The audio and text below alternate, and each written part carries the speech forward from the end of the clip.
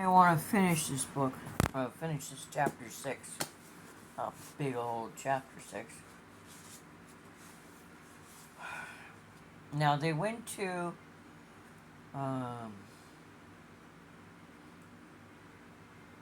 the husband who died, Craig's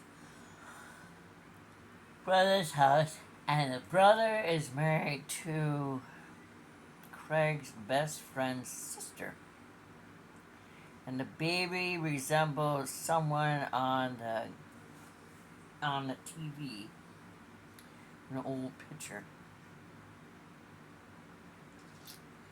The old window coverings, I remember them as ragged blinds, had been thrown away, and Regina didn't replace them.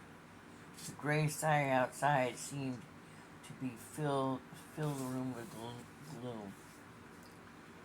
While Martin brought in the rest of our things, I walked around with Hayden. I had very little memory of the home, but today I discovered that in my memory I had memorized the size of the room and maximized the height of the ceiling. Martin's childhood home was an old 2-story farmhouse with 3 large rooms downstairs and 3 up. A decent bathroom on each floor that had obviously been created from a small bedroom or a large closet, a large original pantry off the kitchen, and a washer and dryer crammed on to the added glassed-in back porch. I was betting that had first been called a mudroom. If Joseph Flockhart had left anything in the house, Martin had had to eliminate it.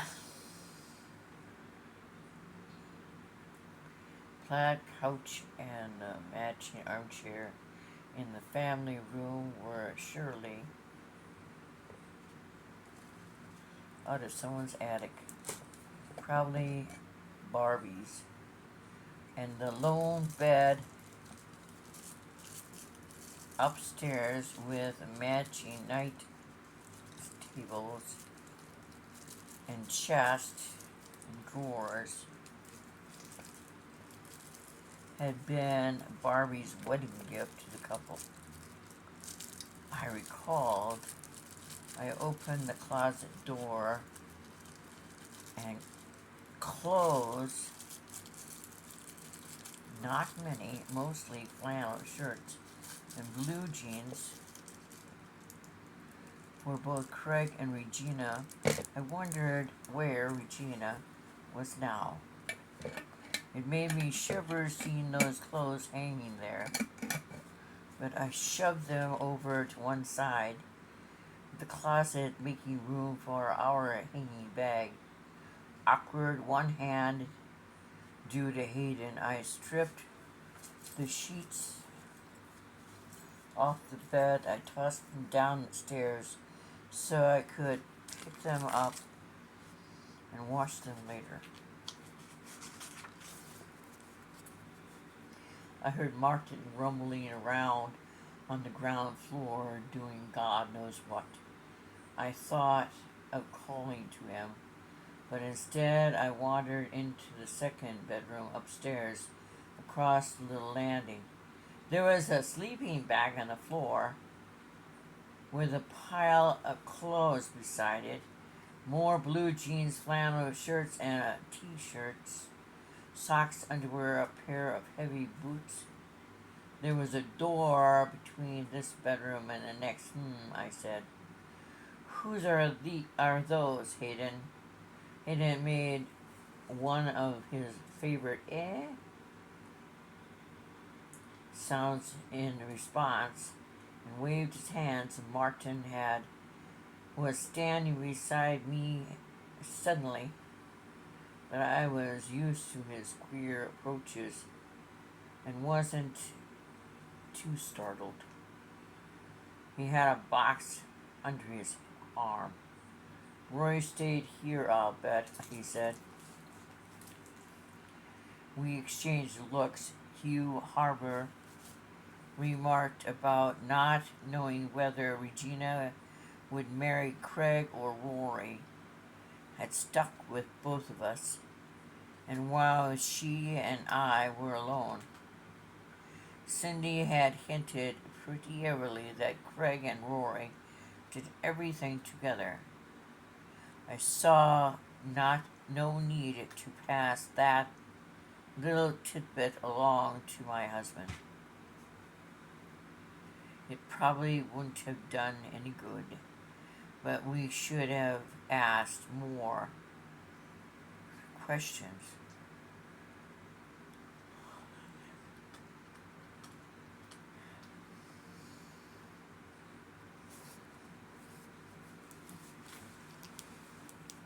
Yes, said Martin heavily. We should. I'm going to try to track him down tomorrow. If Dylan doesn't bring him out this afternoon. When we moved on to the next room, which also opened onto the common landing, was well as connected with this bedroom, we found it contained a battered aged crib, caged from the Salvation Army or some garage sale. I was willing to bet an equally dilapidated rocking chair.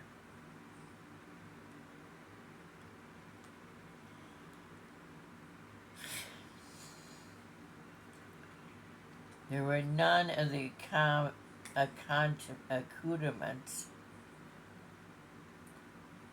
I'd seen in my friend's nursery. No mobile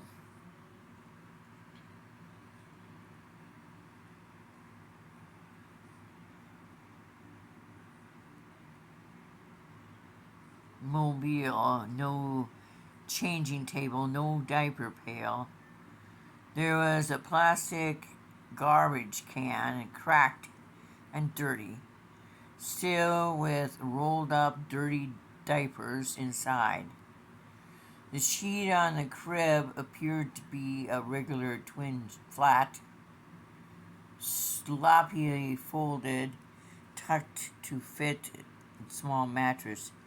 She didn't really plan on keeping the baby here. I turned to face Martin. With a reluctance, he met my eye. There aren't any presents, I said mercifully. You always get presents when you have a baby. Even kids living on the poverty edge get presents when they have a baby. Maybe just a crib sheet or a receiving blanket from a dollar store. But to get something pretty, this is nothing. There's no way on earth she planned on keeping this baby. I'll bet she wasn't ever really pregnant. What about the things she brought to our house? A diaper bag, a portable crib? I took a deep breath. The things were still on. I think on her way to our house, she stopped at a rather first discount store she came to and charged them on or wrote a bad check for them, I said. Or maybe she took those things from whoever she took this baby from. Martin flinched. We have to talk about it, Martin. No one knew she was pregnant.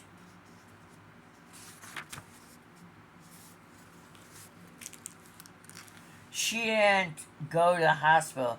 Rory just said Craig took her to a midwife. Did you notice how reluctant Chandra was to tell us what the midwife's name was? I'll bet if we ask about Barbie Sunday, she'll tell us that Regina was never a patient. How do we know the baby is even Regina's? What if, well, what if the money's in the diaper bag was ransom money? Rory knew the birth weight, Martin said. You remember in the restaurant when the waitress asked? I nodded. I also know Rory is a liar. Hayden raised his head.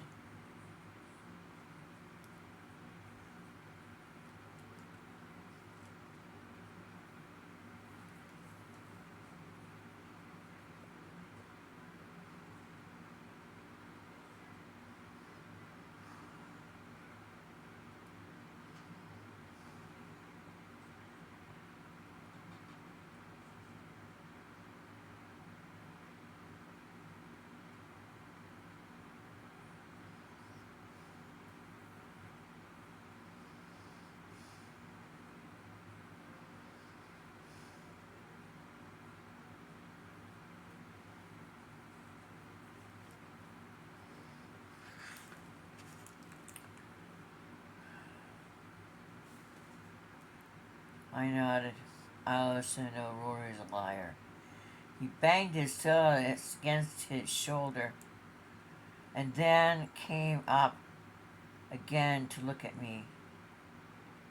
We rubbed noses, his eyelids fluttered, and he laid his head down on my shoulder again.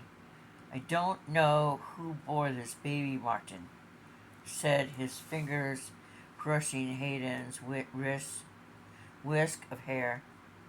But I think Rory was around when it happened. So we need to talk to the midwife, and we need to find out if Craig's big brother knew more about this than his wife did. I was swaying gently from side to side, assisting Hayden slide into sleep. From time to time, assisting Hayden. I eased over to the crib, glaring down at the sheet, certain it was dirty. In a whisper, I asked Martin to lay one of our receiving blankets over it. When he'd done that, I eased the baby into the crib, properly propping him up on his side with a small, firm pillow in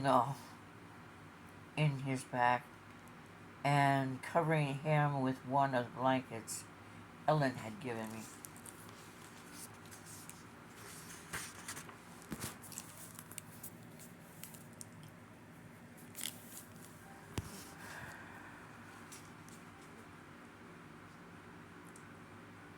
I'd been aware Martin was still in the room, and I stepped quietly over to see what he was doing, squatting on the floor. Martin was plugging in a brand new nursery moderator he extracted from the box he had under his arm. He untwisted the tie around the cord and moved the transmitter close to the crib. Wordlessly handed me the receiver. He'd already put batteries inside. I looked up at him, and his face told me clearly I better not comment on his accusation. He must have bought it on his trip to Kmart this morning. Martin and I left the room on tiptoe and half closed the door.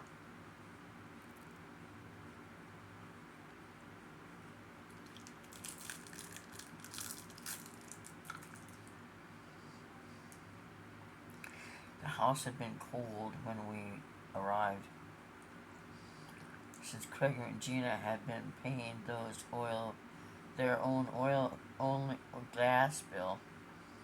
They kept the heat turned down, or maybe his friend Carl had lowered the thermostat, but Martin had gone straight to it, and most of the winter.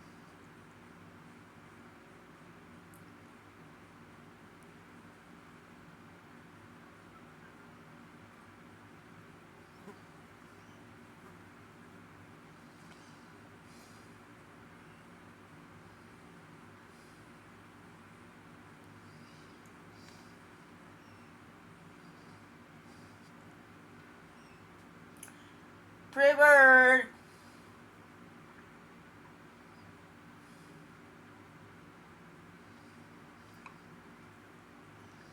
Since Craig and Gina were paying the bills, yep. 3 quick steps, I reached him, put my arms around him.